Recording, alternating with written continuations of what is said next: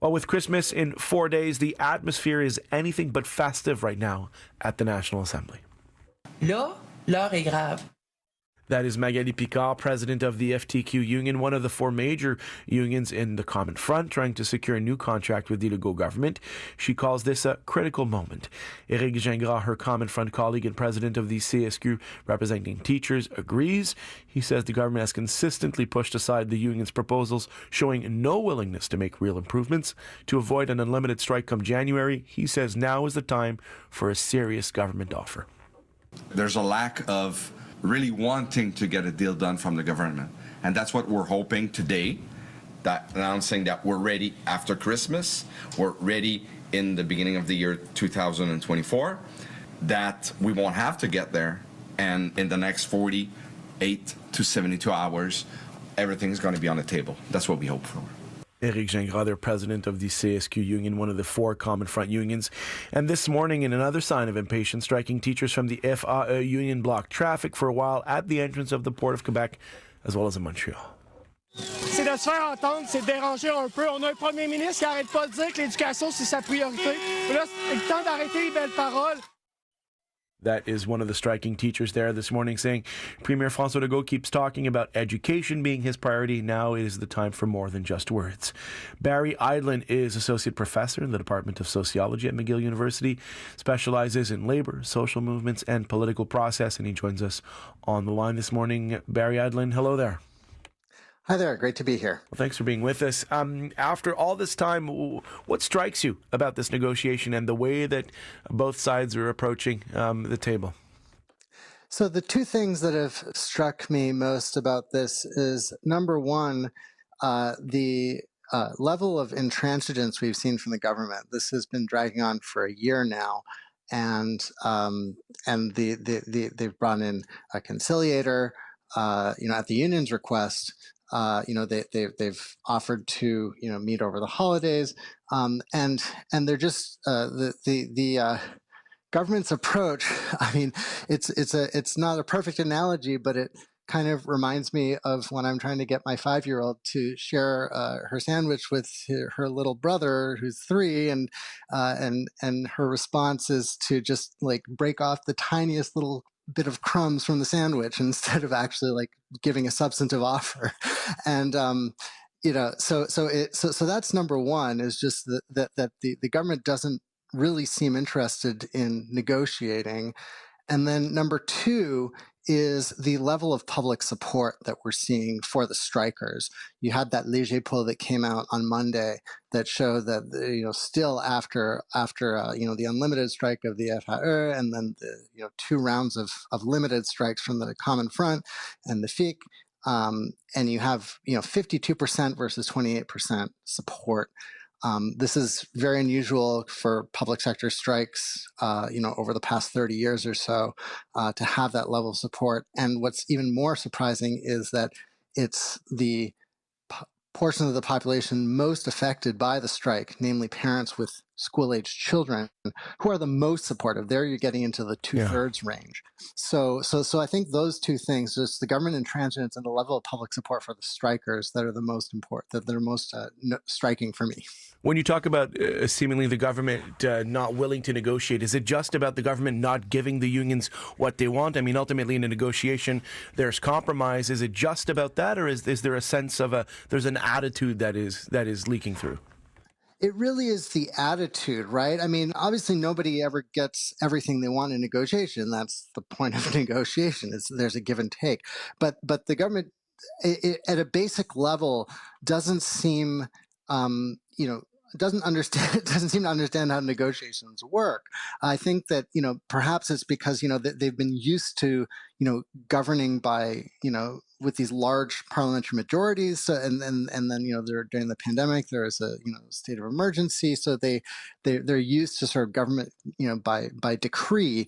And that's not how collective bargaining works. And some of the comments we've seen particularly from Premier Legault, suggests that he doesn't really understand how collective bargaining works. He's asking for flexibility, when, and what he means when he sort of, builds on his comments is he wants managers to be able to individually negotiate with workers and cut deals, which is fundamentally contrary to the very basis of collective bargaining. Or when he's talking about like it's not normal that managers don't have the right to manage. Well, what's normal is to have a collective bargaining relationship where managers have to actually negotiate, and they can't just do what they want whenever they want. That's exactly what collective bargaining is there for.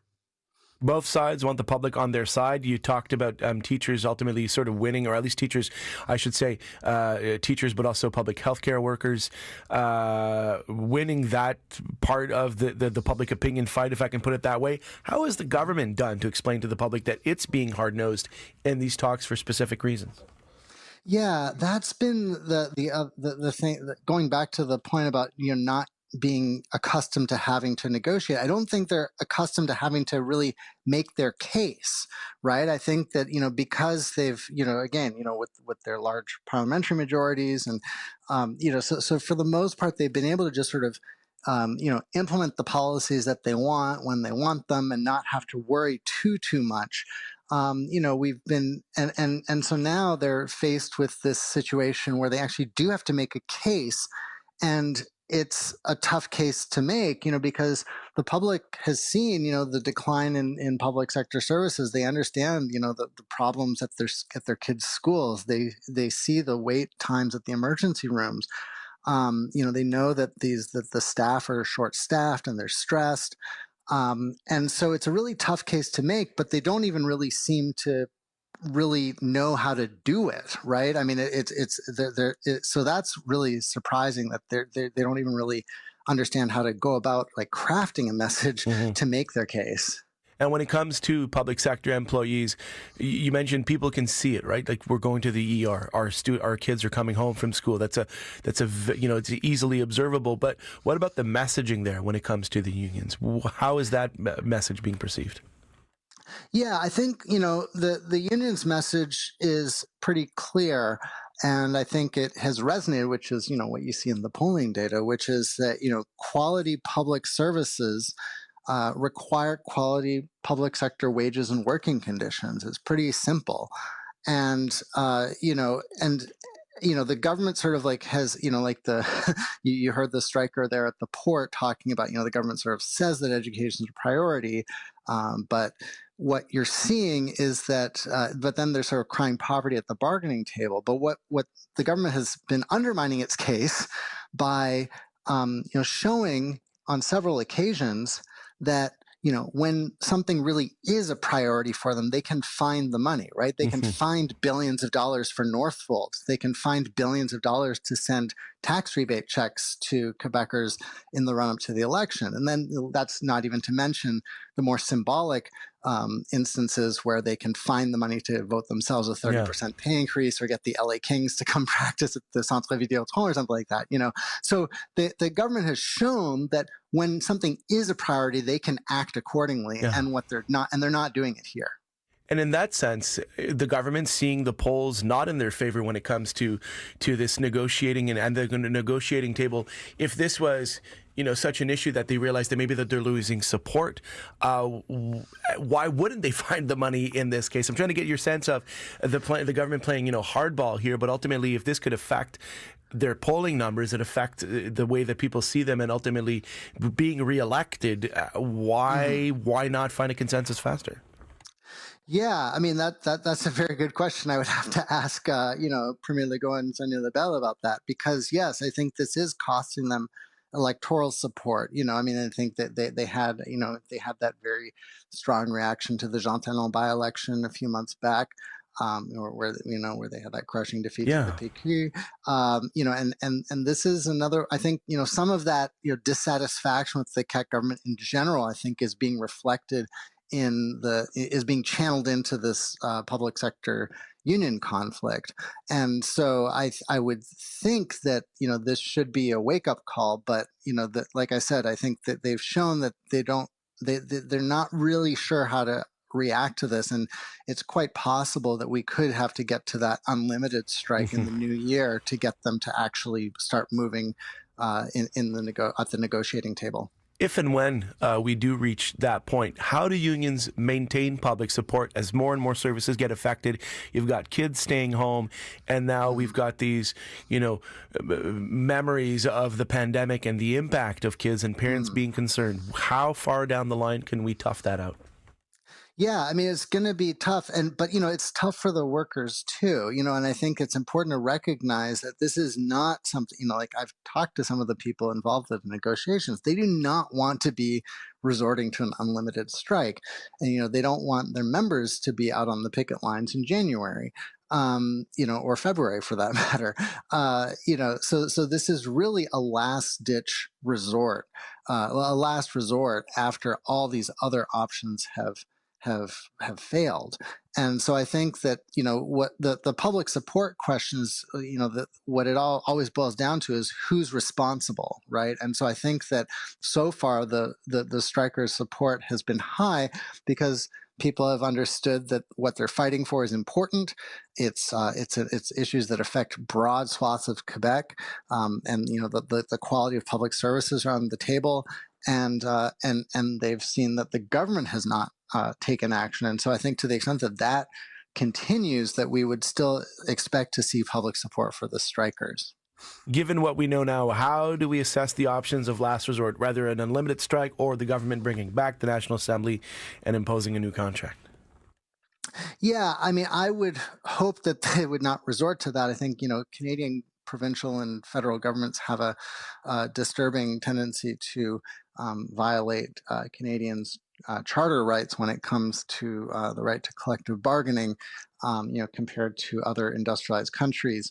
But the problem with back to work legislation is that it really just sweeps the problems under the rug. Just because you force people back to work doesn't mean that you resolve the underlying issues. And as we've seen, the underlying issues here are very severe, right? It's really the questions of the future of sort of quality public services in Quebec, which is really one of the fundamental purposes of government when it boils down to it.